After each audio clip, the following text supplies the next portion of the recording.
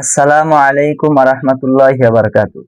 প্রিয় মুসলিম তৌহিদ জনতা, আজকে আমরা জানবো কোন কোন ত্রুটি থাকলে পশু কুরবানির জন্য যথেষ্ট হয় না, অর্থাৎ যে সমস্ত দোষ থাকলে পশু কুরবানি হয় না। যেহেতু ৩-৪ দিন পরে ঈদ সামনে, আমরা অনেকেই পশু কিনবো, নিয়ত করেছি কুরবানি করব। এই মাসলাটা আমাদের অনেকের জন্য জরুরি। তার ভিতর ১ নাম্বার হচ্ছে ল্যাংড়া।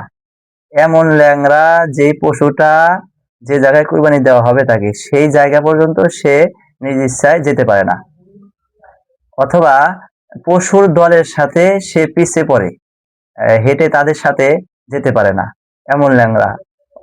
এরকম পশু দ্বারা কুরবানি হয় না। হ্যাঁ, যদি এমন হয় কেনার পরে এই গাড়িতে আনার সময় অথবা নামানোর সময় পায়ে ব্যথা পেয়েছে, ল্যাংড়া হয়েছে পরবর্তীতে, সেটা সমস্যা না, সেটা দিয়ে কুরবানি হবে।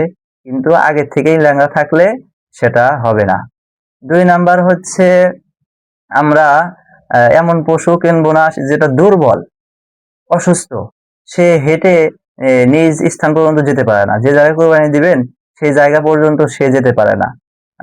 এমন দুর্বল পশু যদি হয় তাহলেও সেটা দ্বারা কুরবানি হবে না। যেহেতু আমরা ৬-৭ জনে মিলে একটা গরুতে ভাগ নেই, অনেকেই নিয়ে থাকি, তাহলে আমরা এরকম নাদুস-নুদুস দেখে, মোটা তাজা দেখে বড় একটি এই গরু আমরা কেনার চেষ্টা করব।